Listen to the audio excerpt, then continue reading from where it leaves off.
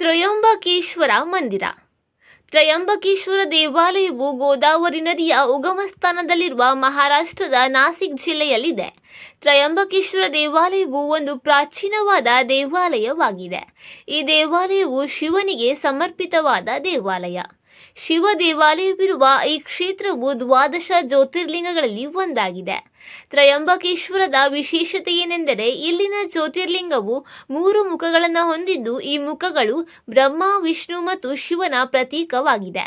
ಬ್ರಹ್ಮಗಿರಿ ಬೆಟ್ಟಗಳ ತಪ್ಪಲಿನಲ್ಲಿರುವ ಈ ತ್ರಯಂಬಕೇಶ್ವರ ದೇವಾಲಯವು ಕರಿಗಲ್ಲಿನಿಂದ ಕಟ್ಟಲ್ಪಟ್ಟಿದ್ದು ಸುಂದರವಾದ ಶಿಲ್ಪಕ್ಕೆ ಹೆಸರುವಾಸಿಯಾಗಿದೆ. ಈ ದೇವಾಲಯವು ಬಹಳ ವಿಶಾಲವಾದ ದೇಗುಲವಾಗಿದೆ. ಒಂದೇ ಪೀಠದ ಮೇಲೆ 3 ಸಣ್ಣ ಸಣ್ಣ ಲಿಂಗಗಳಿವೆ. ಇವುಗಳು ಬ್ರಹ್ಮ, ವಿಷ್ಣು, ಮಹೇಶ್ವರನ ರೂಪವಾಗಿದೆ. ಗರ್ಭಗುಡಿಯ ಎದುರಲ್ಲಿ ಗಣಪತಿ ಹಾಗೂ ಇತರೆ ವಿಗ್ರಹಗಳಿವೆ. ಹಾಗೆಯೇ ಮುಂದಿನ ಮಂಟಪದಲ್ಲಿ ಭವ್ಯವಾದ ನಂದಿಯ ದೊಡ್ಡ ವಿಗ್ರಹಗಳನ್ನು ನಾವು ಕಾಣಬಹುದು. ಇಲ್ಲಿ ಶ್ರಾವಣ ಮಾಸ ಹಾಗೂ ಸೋಮವಾರದಂದು ವಿಶೇಷವಾದ ಪೂಜೆ ನಡೆಯುತ್ತದೆ. ಶ್ರೀ ತ್ರಯಂಬಕೇಶ್ವರ ಜ್ಯೋತಿರ್ಲಿಂಗದ ದರ್ಶನದಿಂದ ಸಕಲ ಪಾಪಗಳು ನಾಶವಾಗಿ ಸುಖ ಶಾಂತಿ ದೊರೆಯುತ್ತದೆ ಎಂಬುದು ಭಕ್ತಾದಿಗಳ ನಂಬಿಕೆಯಾಗಿದೆ.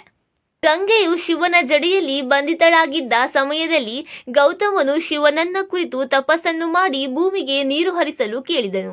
ಇವನು ಗಂಗೆಗೆ ಕೇಳಿದಾಗ ಅವಳು ಶಿವನನ್ನ ಬಿಟ್ಟು ಬರಲು ಇಷ್ಟಪಡಲಿಲ್ಲ. ಆಗ ಬ್ರಹ್ಮಗಿರಿ ಬೆಟ್ಟದ ಮೇಲೆ ತಾಂಡವ ನೃತ್ಯವನ್ನ ಮಾಡಿದನು. ಗಂಗೆ ಅಲ್ಲೊಂದು ಕಡೆ ಇಲ್ಲೊಂದು ಕಡೆ ಬಿದ್ದು ಹರಿದು ಹೋದಳು.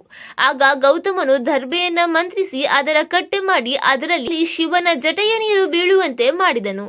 ಆಗ ಗಂಗಾಜಲ ಸಾಕಷ್ಟು ಸಂಗ್ರಹವಾಗಿ ಗೌತಮನು ಅದರಲ್ಲಿ ಸ್ನಾನ ಮಾಡಿ ಗೋಹತ್ಯೆಯನ್ನ ದೋಷವನ್ನ ಕಳೆದುಕೊಂಡನು. ಆಗ ಗಂಗೆಯ ಕೊಳಕ್ಕೆ ಕುಶಾರ್ವತ್ರ ಎಂದು ಹೆಸರು ಬಂದಿತು. ಅಲ್ಲಿಂದಲೇ ಬ್ರಹ್ಮಗಿರಿ ಬೆಟ್ಟದಲ್ಲಿ ಗೋದಾವರಿ ನದಿಯು ಹುಟ್ಟಿತು. ಈ ದೇವಾಲಯದ ಸ್ವಲ್ಪ ದೂರದ ಸುತ್ತಮುತ್ತಲಿಗೆ ಹಲವು ದೇವಾಲಯಗಳನ್ನು ಕಾಣಬಹುದಾಗಿದೆ. ಇಲ್ಲಿಗೆ ಸಮೀಪದಲ್ಲಿರುವ ನೀಲ ಪರ್ವತದ ಮೇಲೆ ನೀಲಾಂಬ, ಮನ್ನಾಂಬ, ರೇಣುಕಾದೇವಿಯರು ಪರಶುರಾಮನ ತಪಸ್ಸನ್ನ ಮಾಡುವುದನ್ನು ನೋಡಲು ಬಂದಿರುತ್ತಾರೆ. ಪರಶುರಾಮನು ಅವರಿಗೆ ಅಲ್ಲೇ ನೆಲೆಸಲು ಕೋರಿಕೊಂಡನು. ಪರಶುರಾಮನ ಕೋರಿಕೆಯಂತೆಯೇ ದೇವತೆಗಳು ಇಲ್ಲಿಯೇ ನೆಲೆಸಿದರು. ಹಾಗಾಗಿ ಇವರೆಲ್ಲರ ದೇವಾಲಯಗಳು ಕೂಡ ಅಲ್ಲಿವೆ. ಈ ದೇವಾಲಯಗಳ ಹತ್ತಿರದಲ್ಲಿಯೇ ಪುರಾತನ ನೀಲಕಂಠೇಶ್ವರ ದೇವಾಲಯ ಹಾಗೂ ನೀಲಕಂಠೇಶ್ವರ ಆಶ್ರಮವನ್ನು ಕಾಣಬಹುದಾಗಿದೆ. ಹಾಗೆಯೇ ಶ್ರೀ ತ್ರಯಂಬಕೇಶ್ವರ ದೇವಾಲಯದಿಂದ 7 ಕಿಲೋಮೀಟರ್ ದೂರದಲ್ಲಿ ಅಂಜನಗಿರಿ ಬೆಟ್ಟವಿದೆ. ಈ ಬೆಟ್ಟವು ಆಂಜನೇಯ ಸ್ವಾಮಿಯ ಜನ್ಮಸ್ಥಳವಾಗಿದೆ. ಈ ಪ್ರದೇಶದಲ್ಲಿ ಹೆಚ್ಚು ಮಳೆ ಬೀಳುತ್ತದೆ. ಹಾಗಾಗಿ ಇಲ್ಲಿನ ಸುತ್ತಮುತ್ತಲಿನ ಪ್ರದೇಶವು ಹಸಿರು ಸಸ್ಯಗಳಿಂದ ತುಂಬಿ ನಯನ ಮನೋಹರವಾಗಿ ಕಾಣುತ್ತದೆ.